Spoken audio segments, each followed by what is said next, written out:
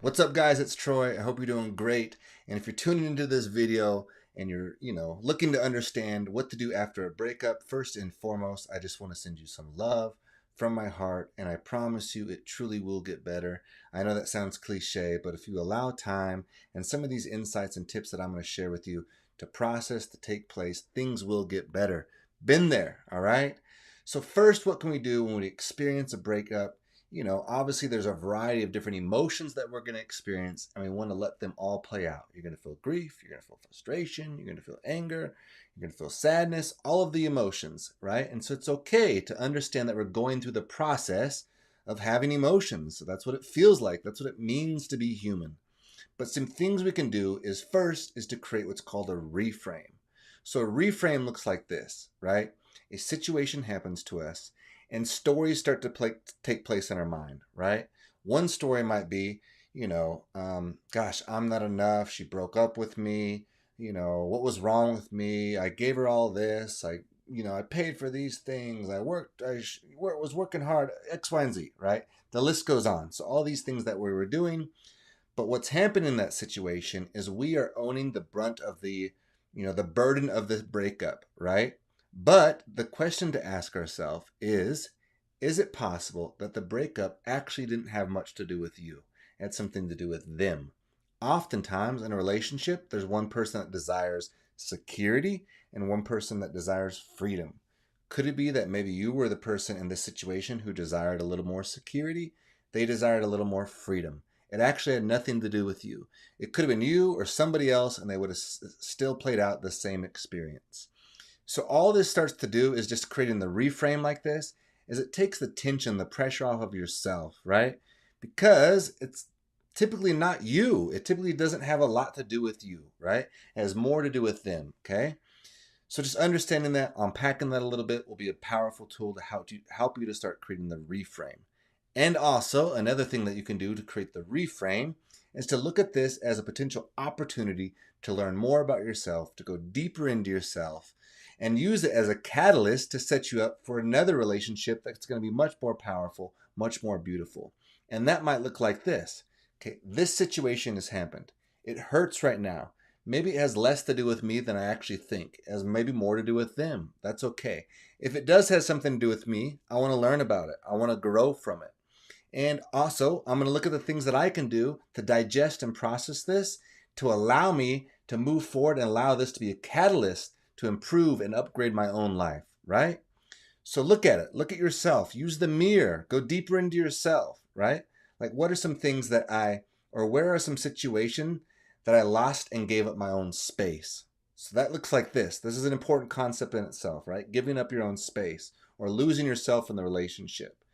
Okay. So it looks like, you probably experienced this. This could have actually been you. You've seen this before. You have a friend, he's your buddy, you're hanging out, he or she is your friend, they're your buddy, and then they get into a relationship and slowly and quickly all of a sudden they start to disappear, right? Now they're gone, right? And you're like, I never see this person. Then all of a sudden they show up a year later, 2 years later, after the relationship has failed, it's ended, they've put on 20, 30 pounds of weight, and what they did in that moment is they gave themselves away, right? All the things that made them exciting, somewhat interesting, they left those things and became essentially codependent in a new relationship. They gave themselves away. They lost their space, right? They went out of their frame. So look at yourself and ask yourself, where in the relationship you gave yourself away? Where did you lose yourself, right? Like maybe you had some activities or things that were interesting and part of your, the mystery about you, the excitement about you, right? Did you quit those things when you started the new relationship? Those little things that made you kind of unique in who you were, did you give them up? It's important that in relationship, we learn to integrate, right? We integrate who we are with the other person. We don't give ourselves away. Like maybe you worked out at the gym 3 nights a week. Okay, you enter a new relationship. Well, maybe instead of working out 2.5 hours each night, you shrink it down to an hour so you guys can have more time to connect, right? That's compromise. That's what we're looking to do in relationship is create situations where we can compromise but not give ourselves away.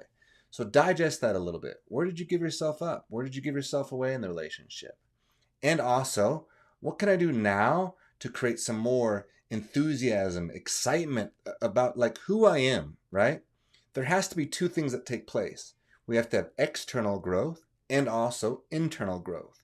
Internal growth looks like essentially stillness, quiet time, right? That's why meditation is so powerful. Going inward, right? And you can look at things like, man, where did I display jealousy, right? Because jealousy is an energy that's going to detach and detract. It's going to push people away. So sit with the energy of jealousy, right? Like, man, was I jealous? And she'd go out with her friends and I was always like anxious about it and always up her butt about it, not fun, not a fun dynamic in a relationship. I don't want to show up that way, right? So learn to understand a little bit more about jealousy. What does the energy feel like? How does your body respond when you're feeling jealousy? Why do you feel jealous? Is there parts of you that don't feel like you're enough, right? Do you have fear of abandonment? And these are typical, like, I find this to be in most people that we're afraid and we have a fear of abandonment. So understanding where that came from. That's why that inner work, that healing from our trauma work is so powerful, right?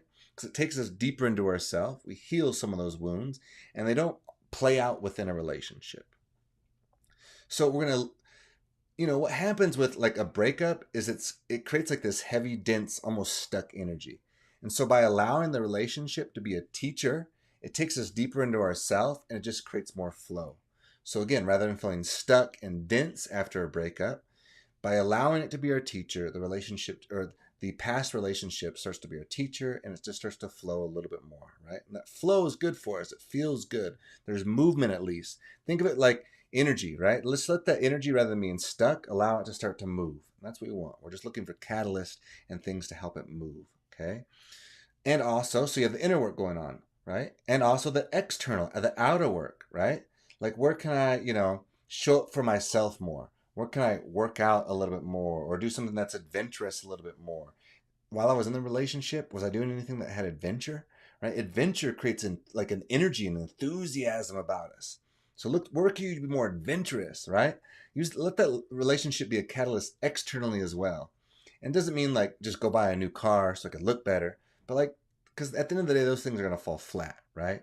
So like, what things can I do to make myself a little bit more interesting, a little bit more adventurous, a little bit more unique in a cool way, right? Not like an egotistical way, but a cool way, things you actually want to do, right? Like I know somebody who joined like an improv class and they weren't an actor, had no interest in being an actor, but they knew by going out and doing improv, it would help them just loosen up socially a little bit. It would take them out of their box they're in, right? And again, what a lot of this ties back to is after a breakup, we're like inward. It's this inward heavy energy, right? It almost becomes like its own form of narcissism if we're not careful. Like, you've probably experienced it where somebody breaks up and it's all they can talk about. Oh, this person, this, and I don't know how she could do this. And we're always trying to figure out the other person, why this thing happened. And it's a very inward heavy energy. So one of the quickest ways to change that is to give in these moments, is to heal past things, right? Like maybe there was moments or relationships with people in general or family members, whatever, where you kind of shortchanged them, or maybe you weren't, you were kind of unfair, or you hurt people, right? It's a good time actually to go mend some of those things when it's healthy, right? With the healthy dynamic, healthy people, look to mend some of those things. And what it does is it gets us out of ourself, right? Because like what you need now is like a love, right? You want to be held metaphorically, right? And physically probably, but metaphorically held. And so the quickest way to experience love is to give it, right? And you got an unlimited supply of that. So give it away. Give away your love. Give it to people. Give it to people. Connect with people. Give, share, connect. And it'll move you out of that depressed, heavy, energetic state to a more like flowing, higher energetic state. And that higher vibration, that higher frequency is naturally attractive. And it's just going to attract different things, different people into your life versus when you're at this heavy, low energetic state.